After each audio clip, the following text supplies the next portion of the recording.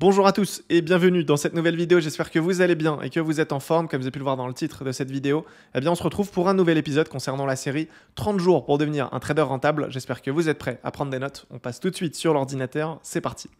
Alors en ce qui concerne la vidéo du jour, eh bien on va s'intéresser à comment réussir sa propre firme en trading. Donc si aujourd'hui vous découvrez un petit peu ce terme et que vous ne savez pas à quoi ça consiste, c'est très simple, une propre firme c'est une société, ils peuvent vous prêter de l'argent, vous allez trader avec sur les marchés et tout simplement garder une partie des profits que vous allez générer. J'ai d'ailleurs fait une vidéo complète là-dessus, n'hésitez pas à la checker, c'est disponible sur la chaîne. D'ailleurs si certains se posent aujourd'hui la question de est-ce que je suis légitime à vous faire cette vidéo, eh bien c'est pareil, vous pouvez regarder sur la chaîne et vous verrez quelques vidéos dans lesquelles eh bien, je passe des challenges propre firme en direct, que je valide bien sûr, phase 1, phase 2, c'est des positions que je prends en direct, tout est filmé. Donc n'hésitez pas à consulter tout ça.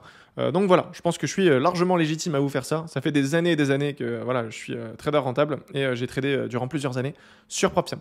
Donc aujourd'hui, je vais surtout vous expliquer un petit peu les erreurs à éviter, c'est des erreurs que j'ai pu commettre. Je vais vous expliquer rapidement pourquoi trader en propre firme et après je vous donnerai donc tous les conseils que j'ai personnellement appliqués pour tout simplement réussir donc eh bien, les différents challenges. Ok. Alors on commence tout de suite avec les erreurs. Premièrement, c'est le fait de vouloir valider son compte trop rapidement.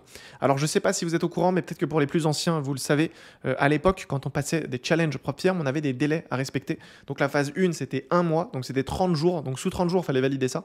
Et après, la deuxième phase, c'était en moyenne 60 jours. Donc maintenant, ils ont enlevé ce système de délai. Donc on est tranquille, on peut prendre le temps qu'il faut pour valider la phase 1 et la phase 2. Donc c'est plutôt cool. Et je pense que beaucoup ont oublié un petit peu ce principe même et veulent se précipiter. Donc en fait, en général, je crois qu'il y avait des statistiques, j'ai pas envie de vous dire de bêtises, mais je crois qu'en général, genre 70 ou 80% des traders vont perdre leur capital, donc leur premier challenge, dès la première semaine. Donc c'est juste pour vous montrer à quel point les gens veulent aller trop vite et derrière, ils font n'importe quoi. Ok, donc première étape, c'est de prendre son temps. Si vous allez trop vite, vous allez vous cramer et c'est clairement pas le but. Ensuite, ça va être le fait de prendre directement un compte trop conséquent. Il y a des personnes qui sont à peine rentables et qui s'orientent directement sur des propres firmes du style FTMO. Ils vont prendre un compte à 100 000 et après, ils vont s'étonner qu'ils l'ont raté. Ce qu'il faut comprendre, c'est que des challenges, vous allez en rater. Ça, c'est une certitude. Même moi, à mes débuts, j'en ai raté tellement. J'ai vraiment perdu beaucoup d'argent au début. Et c'est parce qu'en fait, je voulais aller trop vite. J'étais pas rentable. Je voulais passer tout simplement une propre firme. C'était MyForexFund. Je pense que certains connaissent. Là, ils ont fermé. Donc voilà. Mais en tout cas, voilà. Prenez le temps de faire les choses correctement. Déjà, soyez rentable. Et une fois que vous êtes rentable, vous pouvez commencer avec un petit compte. Genre un compte à 5 000, à 10 000. Juste pour voir un petit peu le fonctionnement sur la plateforme. Et après, au fur et à mesure, quand vous allez faire des retraits, vous pouvez tout simplement prendre des comptes de plus en plus conséquents. Donc après, c'est le fait de ne pas avoir de stratégie ou de plan bien établi. Si aujourd'hui, vous êtes en train de tester une stratégie ou un plan, je trouve pas ça forcément très pertinent de le tester en propre firme. Quand tu arrives en propre firme, tu es censé être rentable. Tu n'es pas dans une période de test ou d'entraînement. Ça ne fonctionne pas comme ça. Enfin, en tout cas, il faut juste se mettre à la place de la société. Donc de la société propre firme. S'ils vous prêtent de l'argent, c'est que pour eux, tu es un trader rentable. T'es pas un trader en train d'être rentable. Non, ça fonctionne pas. Enfin, en tout cas, ils vont pas te prêter de l'argent, c'est logique. Mais partez du principe qu'aujourd'hui, si vous n'êtes pas rentable, ça ne sert à rien. Parce que même si vous validez en fait votre propre firme, derrière, vous n'allez pas réussir à la tenir. Ça sert à rien de valider une propre firme parce que ça va vous prendre de l'énergie, du temps, de l'argent. Si c'est pour cramer le compte après en une semaine, ça sert à rien. Donc prenez le temps déjà de bien vous entraîner et une fois que vous êtes rentable, vous pouvez vous orienter là-dessus. Donc ça c'est voilà une très grosse problématique. Personnellement, j'ai perdu vraiment pas mal d'argent à cause de ça. Ensuite, ça va être le fait de trop réduire son risque. Ça c'est pareil, c'est un truc que j'ai rencontré à mes débuts. Quand j'étais sur propre firme, j'étais pas encore prêt à trader sur propre firme, mais je voulais aller un peu trop vite. Et en fait, au début, le truc c'est que je prenais des risques qui étaient vraiment ridicules. Je risquais genre 0,25% de mon capital par peur de cramer le compte. Et en fait, ça n'a aucun sens parce qu'à l'époque, sur MyForexFund, je devais faire 8% par mois. Je m'en rappelle, c'était en 30 jours, je devais faire 8%. Donc si je risque 0,25% par position, mais c'est impossible de faire 8% en 30 jours. Je ne sais pas si vous êtes conscient. Si tu prends 1% de risque, ça va. Tu dois prendre 8%. En vrai, c'est 8 R, c'est pas énorme. Par contre, si tu réduis et que tu fais 0,25, c'est n'importe quoi. C'est limite, faut faire, je n'ai pas envie de dire de bêtises, mais je crois que c'est genre, faut faire 36 R, un truc comme ça, pour valider son compte. Ça n'a aucun sens. Donc clairement, à ce niveau-là, faites attention à ne pas trop réduire votre risque. En général, moi, ce que je vous recommande, c'est de prendre 0,5 ou 1%. Si vraiment vous êtes assez confiant que la stratégie, elle fonctionne, que vous le savez, prenez direct 1%, si ce n'est même un petit peu plus. Ça ne sert à rien de trop réduire le risque, ça va être beaucoup trop long et vous allez vous y perdre. Okay. Ensuite, c'est tout simplement le fait de faire all-in. Ça, je l'ai mis parce que c'est un truc que je faisais beaucoup. En fait, quand j'étais en drawdown sur mon compte propre firme, genre je vous donne un exemple, mais j'étais par exemple à moins 2%, moins 3% sur mon compte, Je me disais, allez, c'est bon, le compte il est perdu, c'est cramé. Et du coup, je faisais all-in. Je faisais all-in. Donc, des fois, ça passe et du coup, t'es content. Mais en général, ça passe pas et tu crames ton compte. Et du coup, c'est un truc à éviter. Voilà. Ne faites jamais all-in, ça ne sert à rien. Parce que si tu valides un compte avec un all-in, bah, derrière, c'est que tu n'es sûrement pas en capacité de le tenir. Donc voilà, c'est juste une perte de temps et d'énergie.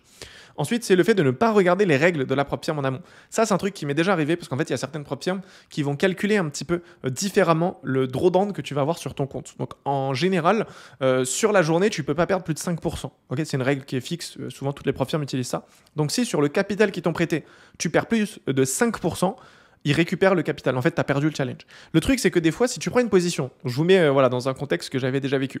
J'avais un compte à 10 000. Sur ce compte à 10 000, je crois que j'étais genre à plus 1500 $, un truc comme ça.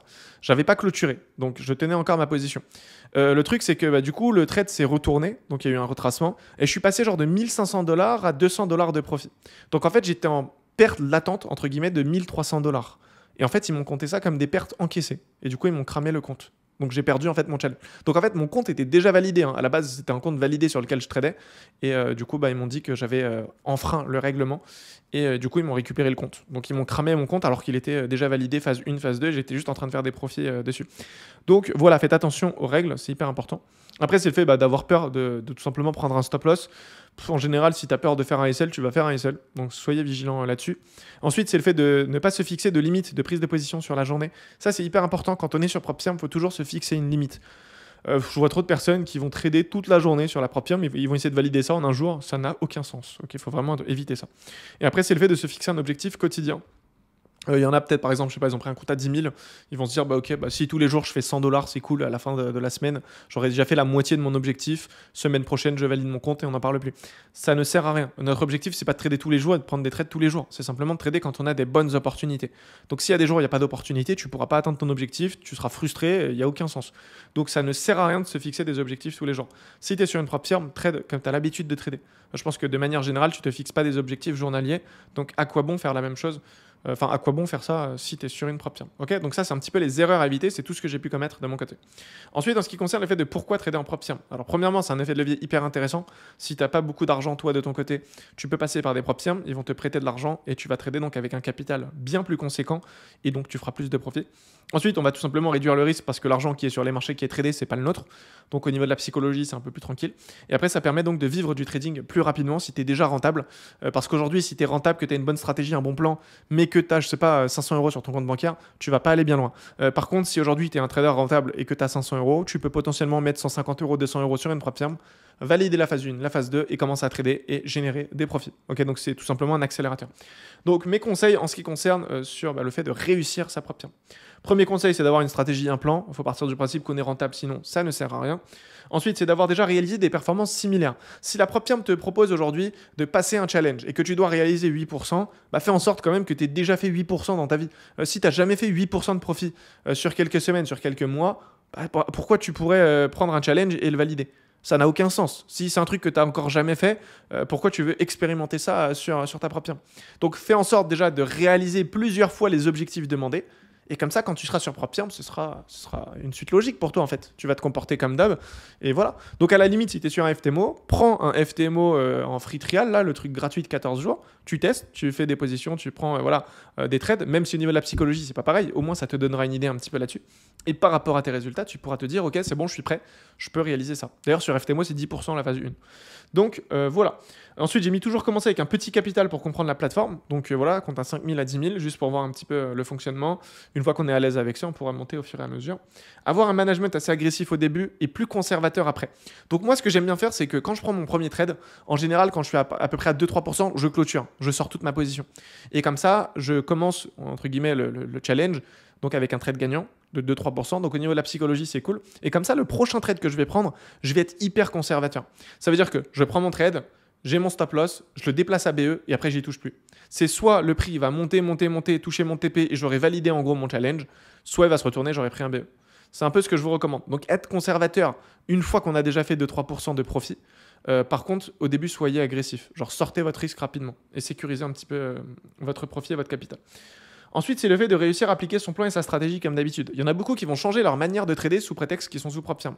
Ça n'a aucun sens. C'est pas parce que tu es sur une propre firme que c'est pas ton argent que tu peux risquer plus. Il y en a beaucoup qui font ça. Ils disent, oh, c'est pas grave, c'est pas mon argent. Ben non, si tu commences à partir de ce principe-là, ça va être compliqué.